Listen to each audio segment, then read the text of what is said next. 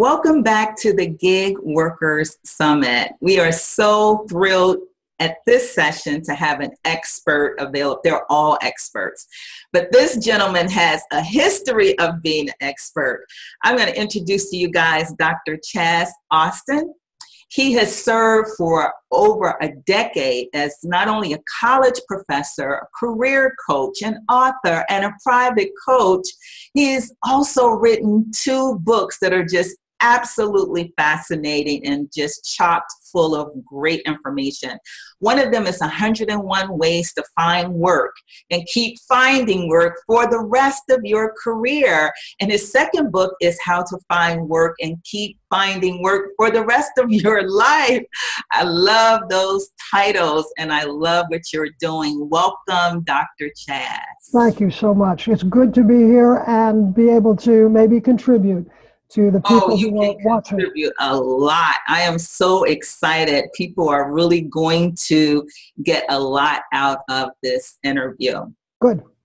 So just tell us a little bit more about yourself, and then I'll ask you a few questions if that's okay. College professor for about 20 years, specializing in communication, business, and career courses. As you said, 2 books. I also have 3 courses, online courses on lynda.com, L-Y-N-D-A, which is now called LinkedIn Learning, on how to find, keep, and leave a job. That's over 3 hours of material on guiding people in the gig economy. I've been teaching courses for Los Angeles Pierce College for the last year and a half, based on my books. We use the book as the textbook for the course. There's a 12-hour course and a 36-hour course, which trains people how to self-market in the gig economy, which is what everybody needs and should have had 20 years ago, had we known this was coming. Had we known it was coming. You're absolutely right. Nobody could have predicted what has come. So let's start off by giving some context. How has the workplace changed over the last few years from your vantage point? What are you seeing? The advantages to the employer, clearly. Companies no longer care about someone's dedication, hard work, longevity, experience. It's all about pleasing stockholders. So what happens is employees have now become liabilities. And if I own a company, business owners are not necessarily bad people. But if I own a company, my job is to cut expenses. What's the business expense? Personnel. So if I can find a way to say, you work for me, if I can find a way to not pay you benefits, to maybe not have you work full-time, work on a contract basis, so you pay your own taxes and you deal with your own benefits. If I can replace you with someone in another country who works for half the price, I'm going to do that. If I can find a robot to do your job, I'm going to do that. So your value is seriously diminished. They don't care. And what the people I train, my private clients, I didn't mention that, I have private clients all over the world. In addition to the courses I teach, I have to train them. Number one, businesses don't care about you. Companies no longer care about you. The old model where you worked 40 years for a company and then retired with benefits and a pension and so on, gone. So stop chasing after that. You have to learn how to take care of yourself. Now, you say on your LinkedIn profile, you say that you train people to self-market for the gig economy. Say a little bit more about that. That self-marketing piece is huge. Yeah. I teach context, not content. Yes, we do resumes and cover letters and so on. But those now are necessary but insufficient. We've turned into the gig economy. People need to treat themselves as freelancers, which is what they are. Corporate loyalty is dead or dying.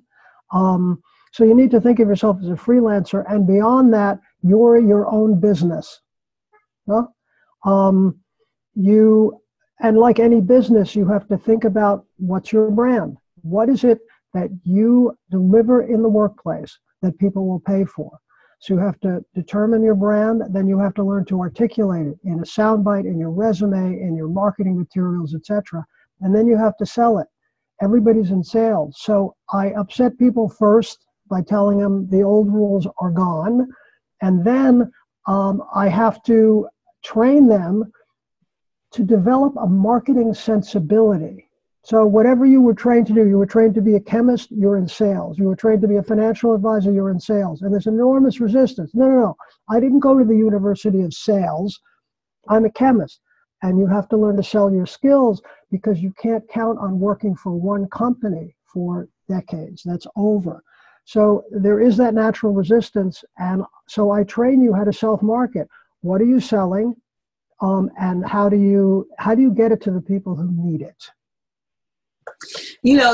That's like really just right on, because I say to people all the time that the traditional job is not dying, is not dead, I'm sorry, but it is on life support for a lot of the reasons that you just mentioned.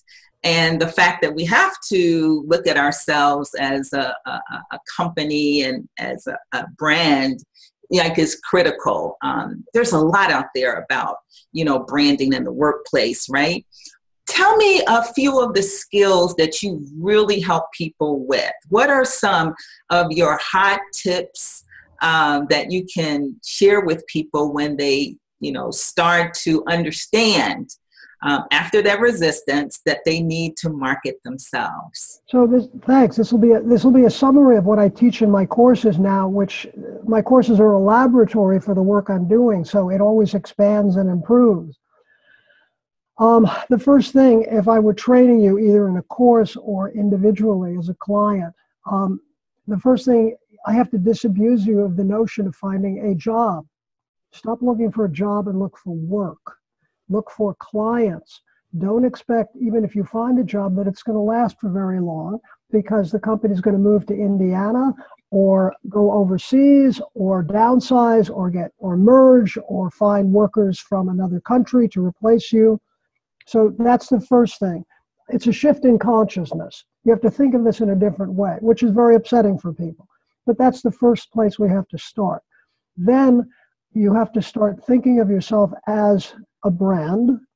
And the skill you need to develop is to understand what I call monetizable passion.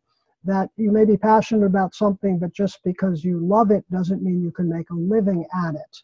So there's passion, and then there's monetizable passion. So you have to think like a business person. Will this sell? Will what I do, is there a market for that? So we do a SWOT analysis, and they determine what their strengths are, what are called their weaknesses, what I call what's missing. And then the bottom of it are the market conditions. What are the opportunities? What are the threats? That's why SWOT analysis, strengths, weaknesses, opportunities, and threats. And start looking at yourself that way. So now you're thinking like a business person. So the first step, the first skill, think like a business person. Then we have to work on your communication skills. The steak, so to speak, is what you can do. The sizzle is, can you sell it? Are you charming? Are you likable? Are you personable? Are you someone I want to work with? Would I be comfortable having you as part of my team? So it's the second part is teaching them the communication skills. And the third part, in terms of the things they need to know, the skills they need to have, is learning to sell or self-market.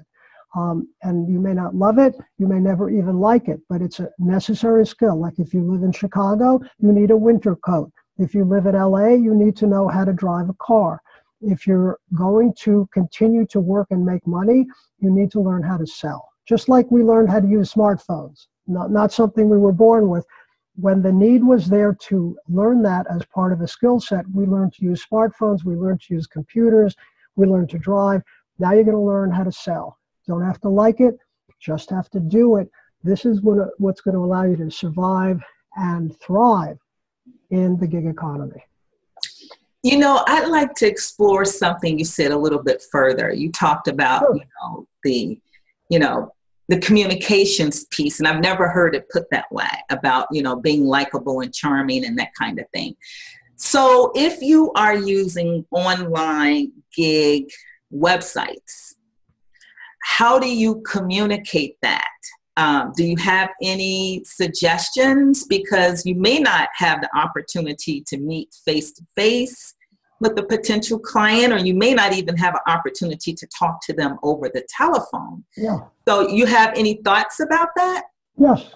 The internet's a more and more visual medium. Look at the impact of YouTube, which is probably the biggest social media site there is. If I can't meet you in person, if you can't meet me in person, that's why you make a video. So that and if you go to my LinkedIn page, my website, you'll see videos of me, not just the ones on LinkedIn Learning and lynda.com, other videos people have shot of me. So you get to see, who is this guy? It's not in person, but you get a sense of, is this guy engaging? Does he know what he's talking about? Is he clear in his communication? And it's part of selling, part of being charming and personable. That's how you use social media. You use the video and audio, obviously, portion of it to get to know someone and see if you like them and trust them. After that, perhaps we'll meet in person. Perhaps we'll do a Skype call or a Zoom call. Perhaps if we're at a conference together in our field, we'll meet each other in person and get to that next step. So it's the use of video on social media that gets people to start to, as I say, fall in love with you professionally. You know, I think that's a wonderful idea, because I actually listened to a guy who became a top seller on, it used to be Elance, but now it's called Upwork. But he was one of the top sellers on Elance. And he said he sent his proposals via video before anybody was doing that. And so he got a chance to start, you know, developing somewhat of a sense from the potential customer. And he did very, very well with that. Yep, this is why I suggest people learn to develop their communication skills, because it's so important that you come across as someone that people want to work with. And so that's something else you have to learn how to do. You may have to learn to be good on camera. I know you're just a chemist, but you got to, there's other chemists too. Why you? Well, it seems like a likable fellow, seems like a nice woman. Let's talk some more and let's meet in person. And then the other thing you said that I wanted to explore just a little bit, you said learn how to sell. And you're right. When you start talking about selling, especially to people who either went to college and were told that they were going to get this fabulous job, and so they know about maybe selling in order to get a job. But I mean, the skills I would imagine are the same, but it's a mindset shift when you start thinking about selling yourself as a business. Is there an exercise or something people should be aware of? The courses I teach for it's the adult education department at LA Pierce College, and I have a wonderful dean, Sharon Dalmage, who has allowed me to explore this and develop this. It's a training. I have two courses. One is 12 hours, one is 36 hours. The follow-up on 36 hours. It's really kind of pulling teeth, because people are so resistant. I don't want to sell. I'm a chemist. No, you're in sales too. So I have to slowly get them into that mindset. But there's something beyond selling, which really is the hook for them. And it's one key word which frames everything I do. And the word is contribution. I say, so for example, I work with you, Angela. I say you have a specific set of assets, skills, talents, experience, contacts, okay, that you need to deliver to your market. People need what you got, okay? And your job is to contribute to their lives, that you can improve their lives in some way. We can all do this with our skills. So recognizing what those skills are. Selling is just something you have to go through in order to get to those people, to impact their lives in a positive way. And that's what helps people get beyond this thing. Oh my God, I have to sell. Okay, yes, you do. But ultimately, it's not about selling. It's about finding people who need what you got and delivering it to them so that they can say in 6 months, Angela, I'm so glad I met you. I wish we'd met 6 months earlier or 6 years earlier. I so love what you do. Let me refer you to other people. This is great. Let's continue working together. Okay. That is some really good practical information, and I think it's going to be very useful to people. Good, good. But you know, I cannot let you go unless I get your views on the education system. Now, when I went to college, nobody talked about, you know, starting a business or, you know, we didn't even use the term gig, but nobody talked about that.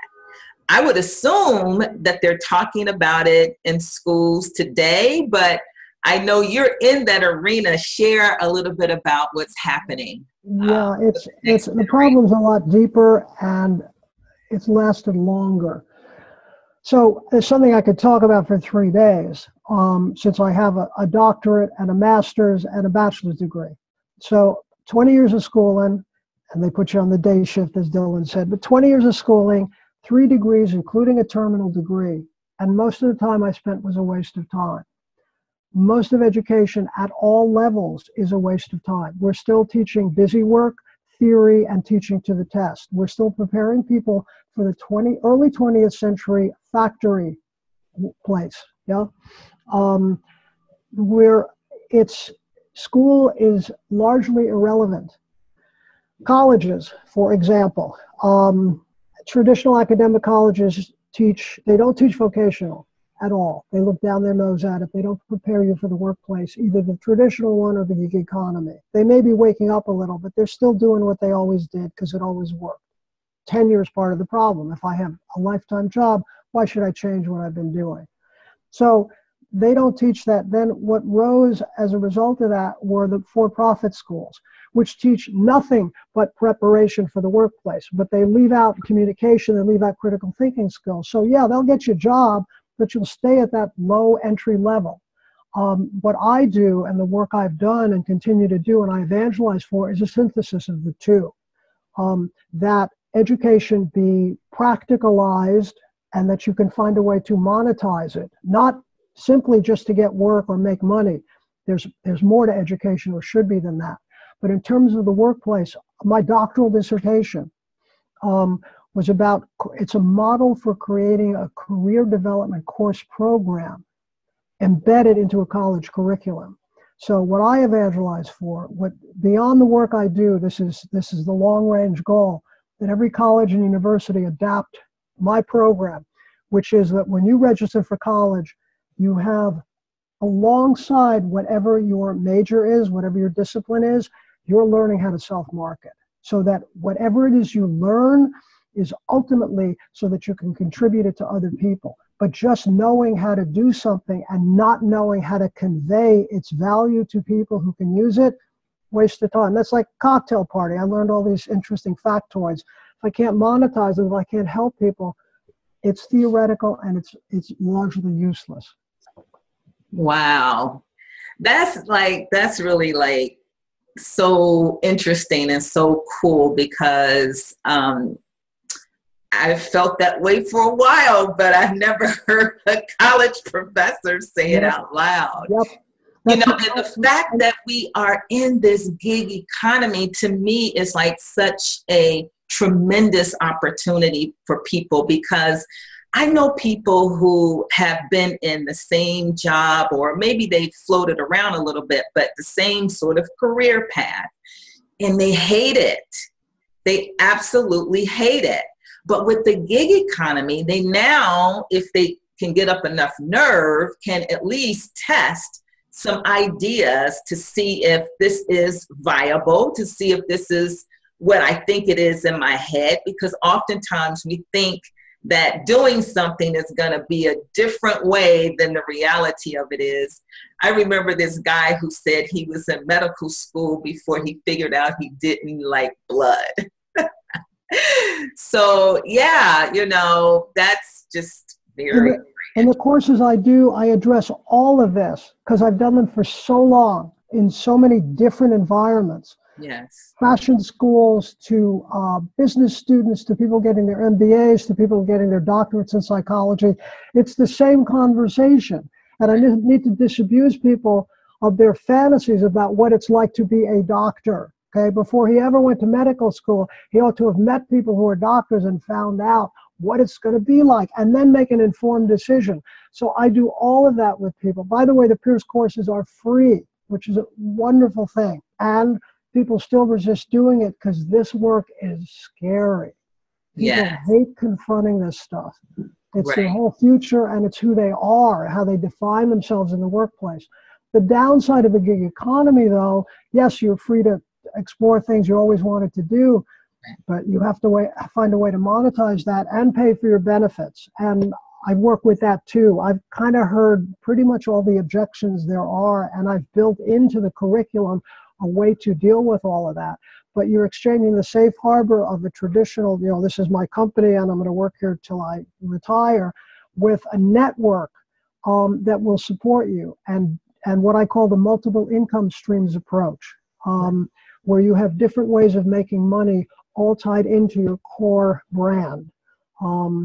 And that's what you're doing is exchanging the safe harbor of the company with you got to hustle for work all the time. And what I tell my students and clients is once you're dead, you're off the hook. Until then, as long as you want to work, you're always hustling.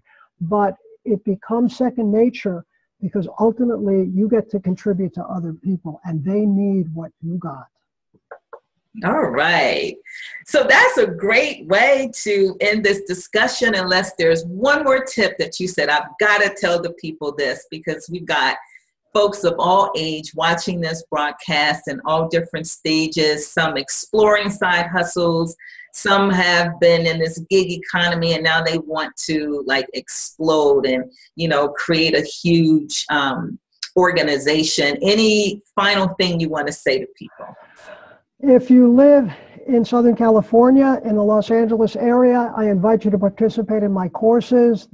I do them regularly. I also have 2 workshops I do through Pierce, one on social media and one on how to use LinkedIn as a marketing tool, also free. I don't get paid by the student. This is a solicitation for making money. I like to have a lot of students in there, and the more we have in a class, the more dynamic it is, the more networking opportunities are there. So that's one. 2, if you don't, you can pick up one of my books. They're like $12, $13 each. Again, not a big solicitation for money here. And if you're the other option, and if you prefer this, is to look at my courses on LinkedIn Learning. How to find, just look up Dr. Chaz, how to find, keep, and work a job. That's not the actual titles, but that's what the theme is of all of those. Because I want to help people all I can and have been able to do that worldwide. So I hope to see people in the course if they're local, and if not, my books or my courses online. All righty. Well, Dr. Chaz, I thank you so much. You are really doing groundbreaking work in getting universities to think differently and to come on board with where the economy is going and prepare the young adults for that. And so I appreciate what you're doing, and thank you so much for your time. And thank you, Angela, for helping spread the word, for putting this all together. Much appreciated. Thank you. Okay.